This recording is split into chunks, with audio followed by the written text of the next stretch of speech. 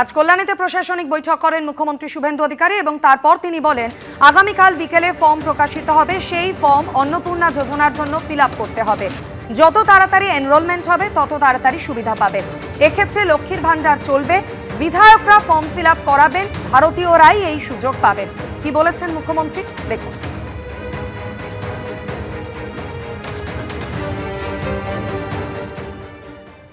আগামীকাল বিকেলে নবান্ন থেকে আমি এবং সংশ্লিষ্ট দপ্তরের মাননীয় মন্ত্রী সিএস এফএস এবং অন্য আধিকারিকদের উপস্থিতিতে অগ্নিমিত্রা পাল এবং আমি একটি ফর্ম পাবলিশ করব, যেই ফর্ম অন্নপূর্ণা যোজনায় ফিল আপ করতে হবে এবং আমরা কালকেই বিস্তারিত বলবো।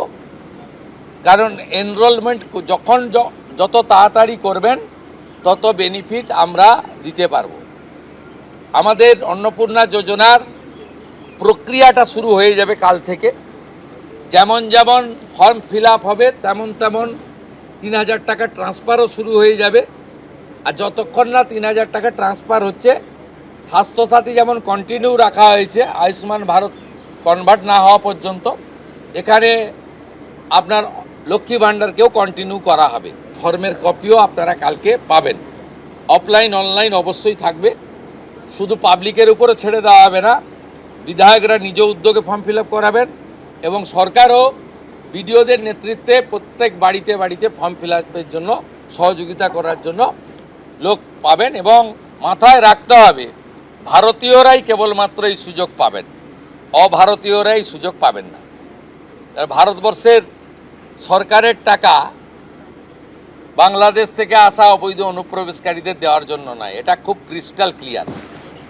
৩টি জেলা নিয়ে কল্যাণীতে প্রশাসনিক বৈঠক আর তারপর একাধিক বিষয় নিয়ে কড়া বার্তা দিয়েছেন মুখ্যমন্ত্রী। চোলাই মগ, অনলাইনে লটারি আর চলবে না। ধরা পড়লে আইসি থেকে এসপি, কাউকে ছাড় নয়। আর কি বার্তা দিয়েছেন মুখ্যমন্ত্রী, এই বিষয় নিয়ে আরো বিস্তারিত জানাবেন প্রতিনিধি উজ্জ্বল মুখোপাধ্যায় আমাদের সঙ্গে রয়েছেন। উজ্জ্বল, দেখো, সেটা হচ্ছে যে শুভেন্দু অধিকারী মুখ্যমন্ত্রী তিনি প্রশাসনিক বৈঠকে কিভাবে কাজ করতে হবে, কোন কোন বিষয়গুলোকে গুরুত্ব দিতে হবে, এই বিষয়টা অত্যন্ত স্পষ্ট করে। মূলত কোন দৃষ্টিভঙ্গি নিয়ে বিজেপি সরকার তারা পরিচালিত হতে চায়, এই ব্যাপারে একটা গাইডলাইন বলা যেতে পারে তিনি কিন্তু প্রশাসনের সামনে তুলে ধরেন। এবং এক্ষেত্রে তার বক্তব্য ছিল যে যারা জনপ্রতিনিধি, সে যে দলেরই হোক না কেন, সকলকে নিয়ে চলতে হবে। কারণ যে কর্মযজ্ঞে তারা নেমেছে, উন্নয়ন স্তব্ধ হয়ে গেছিল, স্তব্ধ উন্নয়নকে আবার গতিশীল করার জন্য যে বিশাল কর্মযজ্ঞ শুরু হয়েছে, সেই কর্মযজ্ঞে সকলকে যুক্ত করতে হবে দলমত নির্বিশেষে, এমনটাই কিন্তু তার বার্তা। পাশাপাশি তিনি প্রশাসনের উদ্দেশ্যে বলেছেন যে আইনের শাসন চলবে, শাসকের আইন না। অর্থাৎ আইনগতভাবে যা যা করা প্রয়োজন বা যা যা বিধানে বলা আছে সেইভাবে প্রশাসনকে চলতে হবে।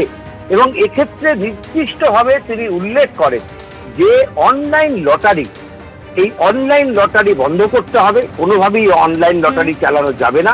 এবং একই সঙ্গে চোলাই মদ, যেগুলো গ্রাম বাংলাতে একটা বড় রকমের জায়গা নিয়ে রেখেছে, এই চোলাই মদের ব্যবসা এবং যারা চোলাই মদ বিক্রি করেন, এই গোটাটাকে বন্ধ করতে হবে। তিনি আইসি থেকে এসপিদের উদ্দেশ্যে বলেছেন যে এই চোলাই মদ এবং অনলাইন লটারি বন্ধের ব্যাপারে সরকার কিন্তু অত্যন্ত কঠোর।